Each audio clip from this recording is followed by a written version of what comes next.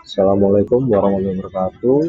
Selamat malam semuanya. Perkenalkan, nama saya Niko Albarado dari Fakultas Hukum Universitas 17 Agustus 1945 Surabaya.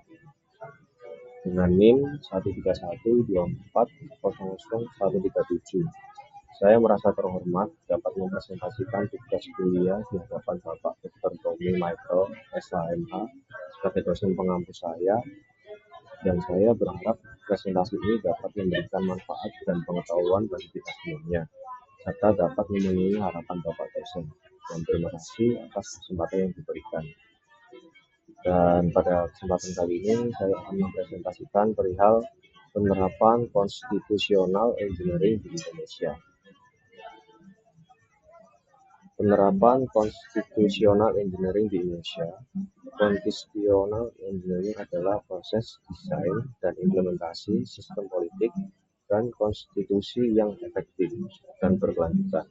Di Indonesia, proses ini telah berlangsung sejak awal kemerdekaan dengan tujuan menciptakan sistem politik yang stabil dan demokratis. Sebagai mahasiswa hukum, penting untuk memahami bagaimana konstitusional engineering diterapkan di Indonesia dan apa saja implikasinya terhadap sistem hukum dan politik di negara ini.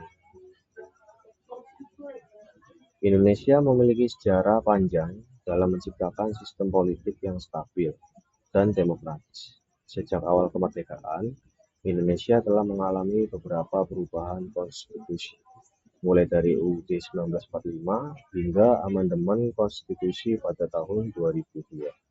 Proses ini telah membentuk sistem politik Indonesia menjadi lebih demokratis dan partisipatif.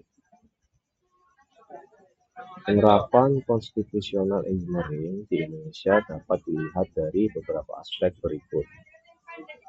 1. Pembentukan konstitusi.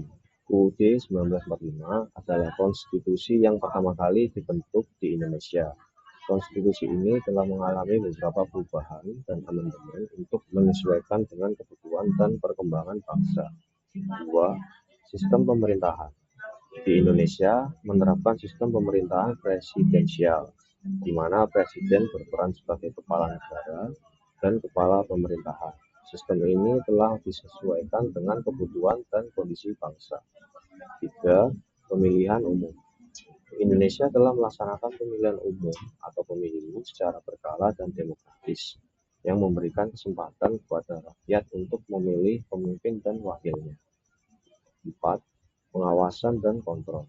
Indonesia memiliki lembaga-lembaga pengawasan dan kontrol seperti Mahkamah Konstitusi atau MK, Mahkamah Agung atau MA, dan Badan Pemeriksa Keuangan atau BPK, yang berperan dalam mengawasi dan mengontrol jalannya pemerintahan. Implikasi penerapan konstitusional engineering di Indonesia. Penerapan konstitusional engineering di Indonesia memiliki beberapa implikasi, baik positif maupun negatif. 1. Meningkatkan demokrasi. Penerapan konstitusional engineering di Indonesia telah meningkatkan demokrasi dan partisipasi masyarakat dalam proses politik. 2. Meningkatkan efisien pemerintahan, dan penerapan konstitusional engineering di Indonesia telah meningkatkan efisien pemerintahan dan mengurangi birokrasi. 3. Meningkatkan perlindungan HAM. Penerapan konstitusional engineering di Indonesia telah meningkatkan perlindungan hak asasi manusia atau HAM dan keadilan dalam masyarakat. Mengurangi korupsi. Penerapan konstitusional engineering di Indonesia telah mengurangi korupsi dan menyalahgunakan kekuasaan dalam pemerintahan. Namun, penerapan konstitusional engineering di Indonesia juga memiliki beberapa tantangan, seperti 1. Ketidaksesuaian antara konstitusi dan undang-undang. Masih adanya ketidaksesuaian antara konstitusi dan undang-undang, kebutuhan dan kondisi bangsa. 2. Korupsi dan penyalahgunaan kekuasaan. Masih adanya korupsi dan penyalahgunaan kekuasaan dalam pemerintahan. 3. Ketidakadilan dalam masyarakat. Masih adanya ketidakadilan dalam masyarakat. terutama dalam hal perlindungan HAM. Kesimpulan dari yang saya jelaskan, penerapan konstitusional engineering di Indonesia telah berlangsung sejak awal kemerdekaan dengan tujuan menciptakan sistem politik yang stabil dan demokratis. Meskipun masih menghadapi beberapa tantangan, penerapan konstitusional engineering di Indonesia telah meningkatkan demokrasi, efisiensi pemerintahan, perlindungan HAM, dan mengurangi korupsi.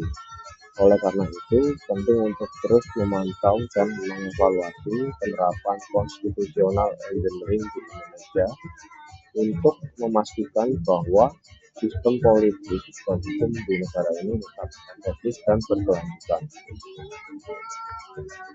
Terima kasih semuanya atas perhatian dan dukungannya terhadap materi yang saya jelaskan saat ini. Saya harap bisa menambah wawasan kita semuanya. Hukum jaya, rakyat sejahtera. Assalamualaikum warahmatullahi wabarakatuh.